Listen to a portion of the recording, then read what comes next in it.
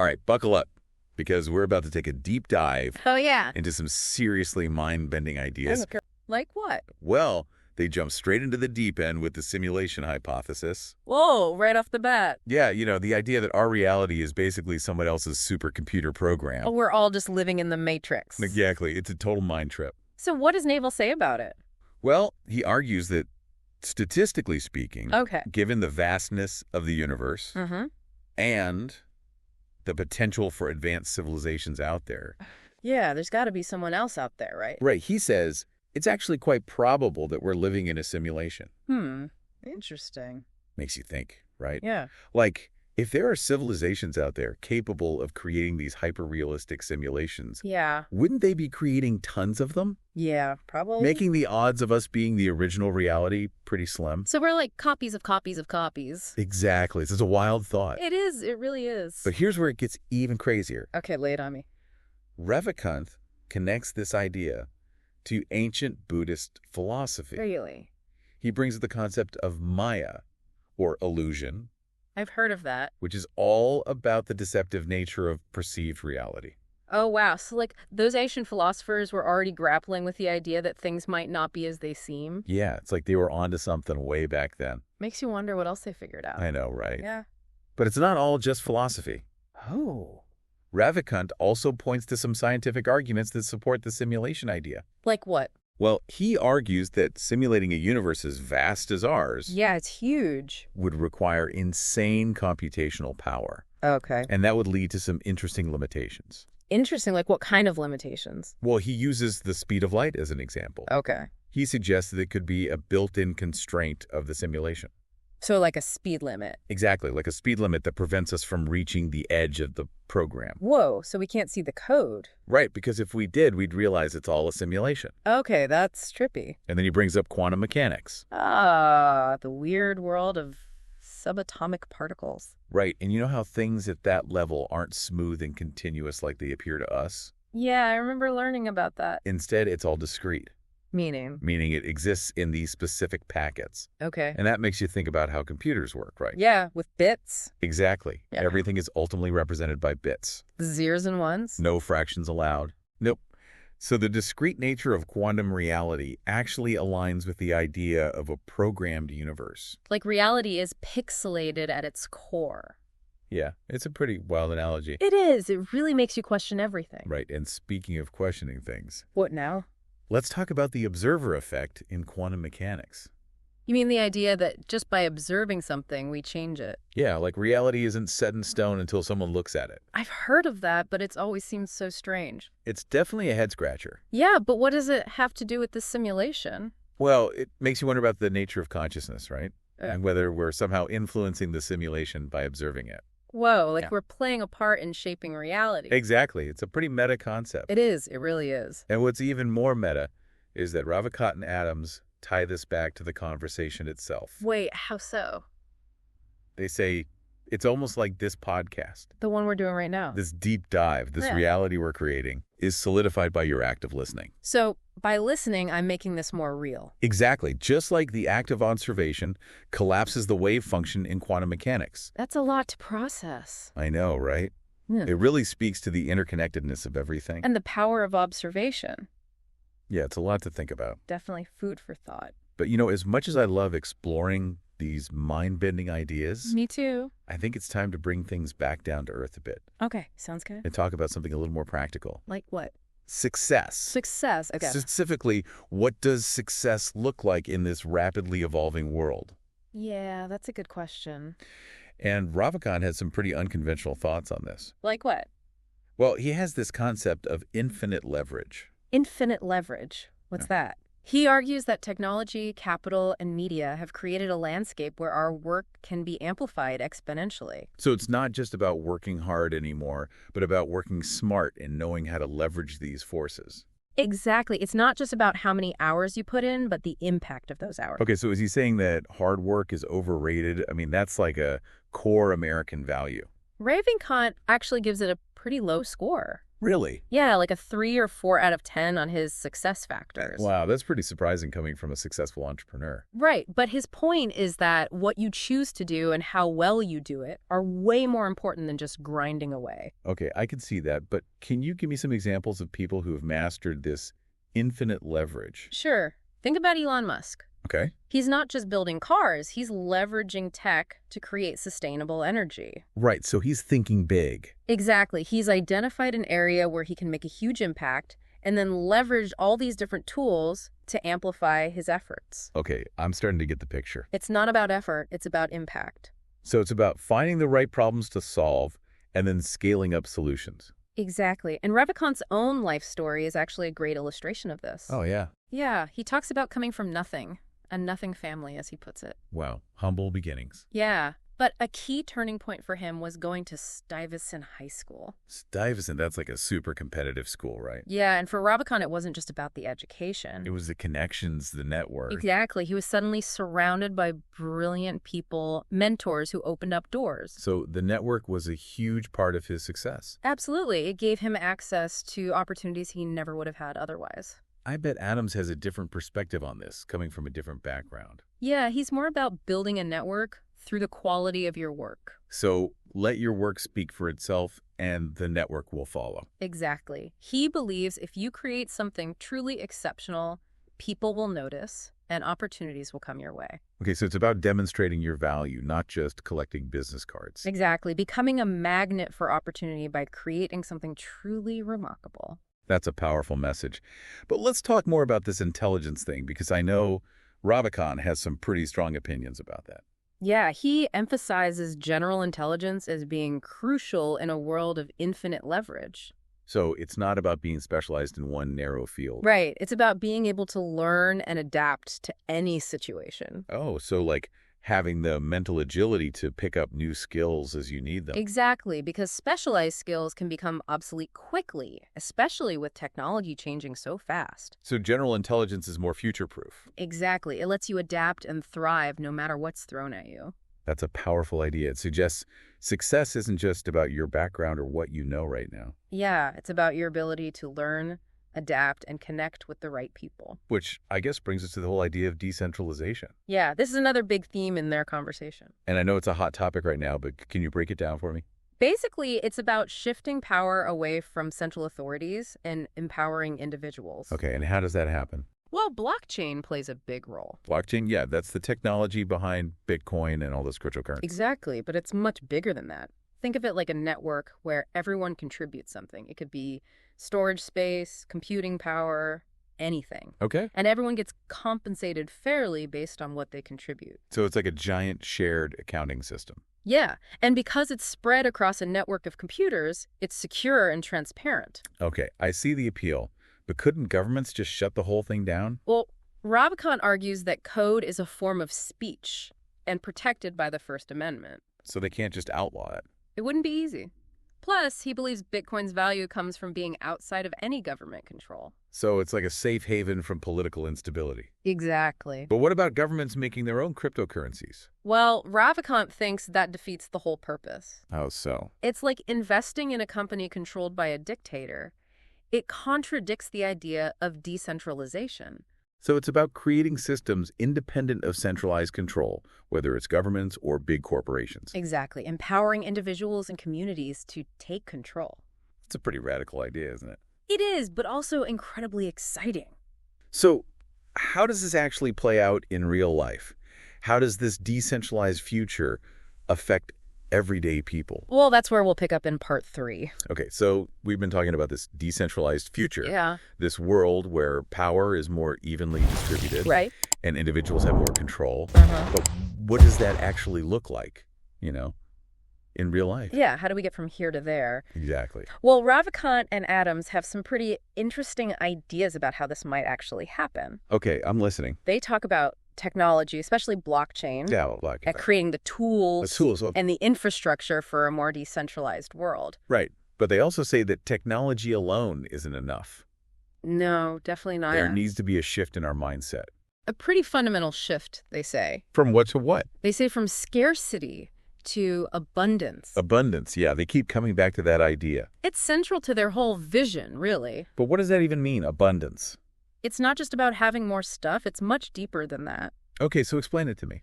Well, it's about recognizing that we live in a world where a lot of the limitations we've faced for centuries are disappearing. Really? Yeah, like think about food production or access to information.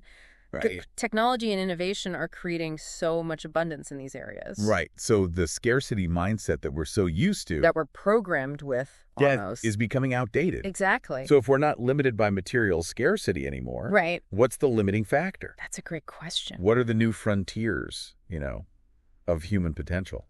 Well, Ravikant argues that now it's our psychology that's holding us back. Our psychology, He believes our greatest challenges now are psychological.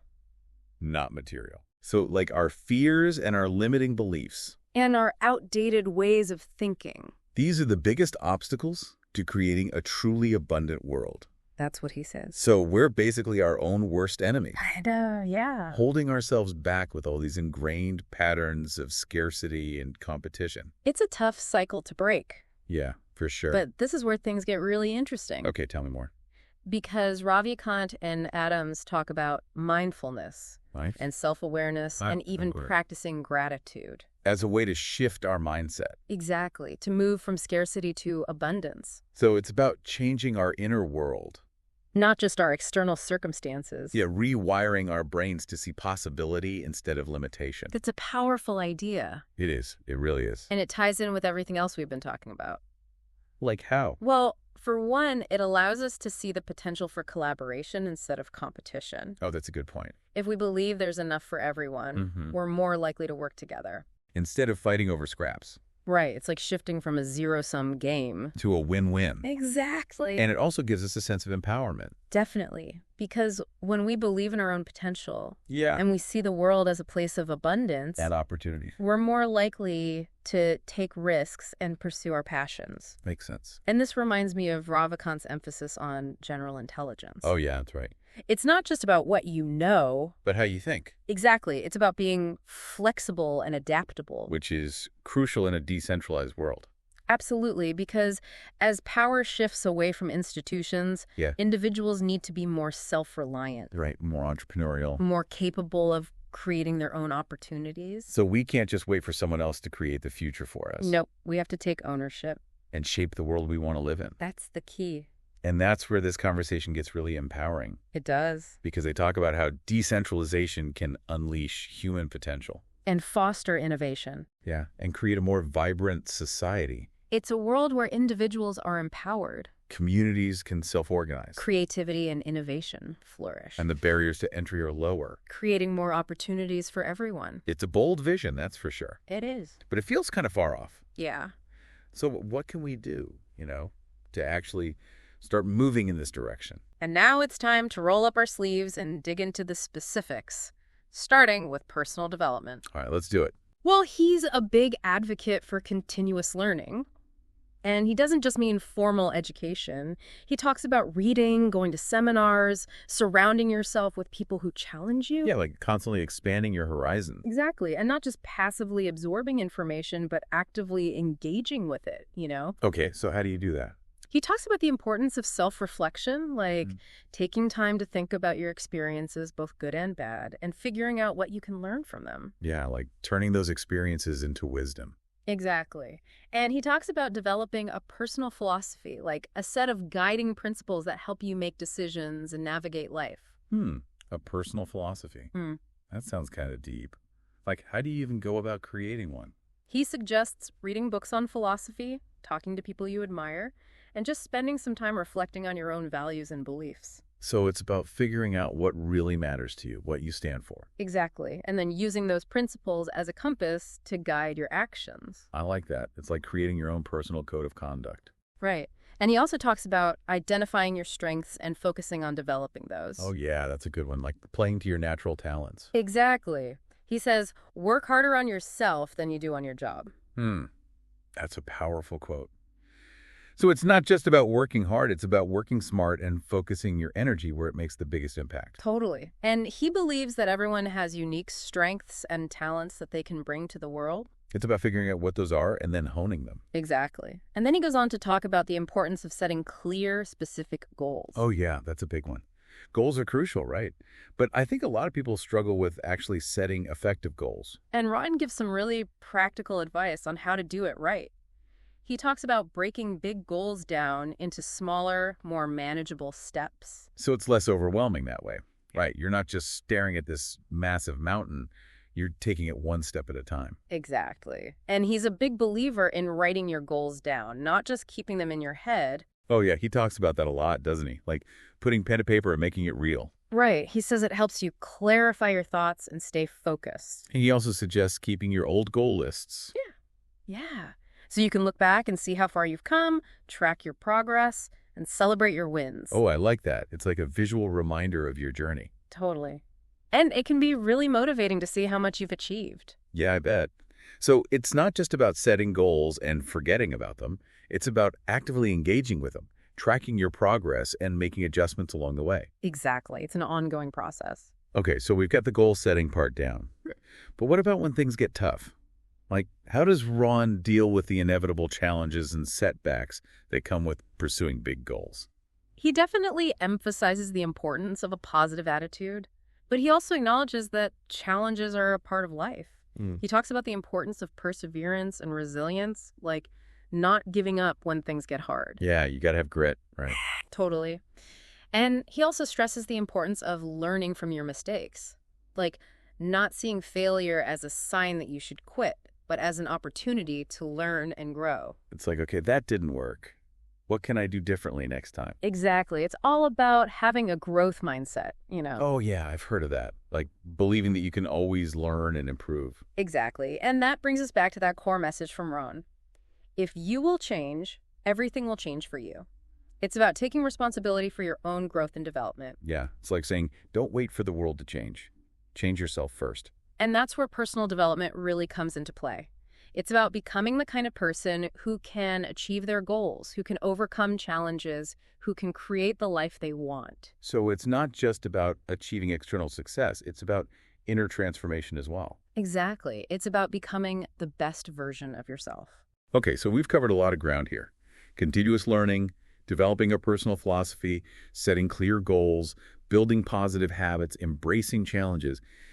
It's a pretty comprehensive approach to personal development.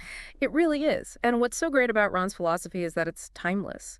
These principles are just as relevant today as they were when he first started talking about them. And they're applicable to anyone, regardless of their background or their goals. Totally. It's not a one-size-fits-all approach. It's about taking these core principles and adapting them to your own unique circumstances. Okay, so we've got the big picture of personal development down. You got to actually do something about it. Exactly. So he gives us this framework for setting goals that are both inspiring and, actually achievable. Okay, so how do you do that? Like, where do you even start? He talks about these 5 key qualities of a good goal: specificity, measurability, attainability, relevance, and time-bound. That sounds familiar. Is that the SMART goals thing I've heard about? I got it. Specific, measurable, achievable, relevant, time-bound. Oh, okay. I knew I'd heard that somewhere. Oh. Yeah, that makes sense. So it's not just about saying, I want to be successful. Right. It's about getting super clear on what that actually means for you. So like instead of I want to be successful, you'd say I want to launch a new online course this year and make X amount of dollars from it. Exactly. That's a much more specific, measurable, and time-bound goal. It gives you something to actually work toward. Yeah, it's like a target you can aim for. Yeah. So what about the achievable and relevant parts? How do those fit in? Well, Ron is all about setting ambitious goals, but he also says you got to make sure they're realistic. So you're not setting yourself up for failure from the start. Right. And they got to be relevant to your values, to your overall vision for your life. Like they should feel meaningful to you. So it's not just about chasing someone else's definition of success. It's about figuring out what truly matters to you. Exactly. And then he talks about the importance of writing those goals down. Oh, yeah, he's big on that, isn't he? Like actually putting pen to paper. Totally. He says it helps to clarify your thoughts and solidify your commitment. And he also recommends keeping your old goal lists. Right. So you can look back and see how far you've come, see how your goals have evolved. Oh, that's a good idea. It's like creating a visual representation of your journey. Yeah. And it can be super motivating, too. Yeah, I bet. So it's not just about setting the goals. It's about revisiting them, tracking your progress, celebrating your wins. Exactly. It's an ongoing process. That makes sense. So what about when things get tough? Like when we hit those inevitable roadblocks and setbacks? Ron definitely emphasizes the importance of having a positive attitude, but he also acknowledges that challenges are a part of the journey. You can't just wish them away. Right. So he talks about perseverance, resilience, the willingness to learn from your mistakes. So it's not about avoiding failure. It's about embracing it as a learning opportunity. Exactly. He sees failure as a stepping stone to success. Yeah, you either win or you learn, right? That's a great way to put it. And that ties into having a growth mindset, which Ron is a big advocate for. Okay, remind me, what's a growth mindset again? It's the belief that your abilities can be developed, that you're not stuck with a fixed set of talents. So instead of seeing setbacks as proof that you're not good enough, you see them as opportunities to learn and grow. Exactly. And that brings us back to Ron's central message, which is that if you will change, everything will change for you. So it's about taking responsibility for your own growth and success. Right. And that's where personal development and goal setting really come together. It's not just about achieving a specific outcome, but about the journey of transformation that happens along the way. Yeah, it's about becoming the best version of yourself. Exactly. And then using those skills, that mindset, to create the life you want. And remember, it's not just about material success. Right, it's about living a life of purpose and meaning. Exactly. Finding that sweet spot where your passions and talents meet the needs of the world. And making a positive impact along the way. And that brings us back to that powerful closing question from Ron. Why not now? Oh yeah, he loves that one. Like, what are you waiting for? Exactly. It's a call to action, a reminder that we have the power to create our own future starting today. So as we wrap up this deep dive into Jim Rohn's plan for greatness, what's one action step you're going to take to put these principles into practice? That's a good one. I think I'm going to go back and revisit my goals, make sure they're still aligned with my vision and, make any adjustments I need to. Yeah, that's a great idea. I think I'm going to focus on creating a more intentional morning routine, something that sets me up for success each day. I love that. Small changes can make a big difference. Totally. And that's the beauty of Ron's message. It's not about overnight transformations. It's about committing to continuous growth and improvement. And remember, it's not about being perfect. It's about making progress one step at a time. So true. Well, that about wraps it up for our deep dive into Jim Rohn's plan for greatness. Thanks for joining us, everyone. We hope you found this valuable and inspiring. And remember, the journey to greatness starts with a single step. So take that step today and see where it leads you.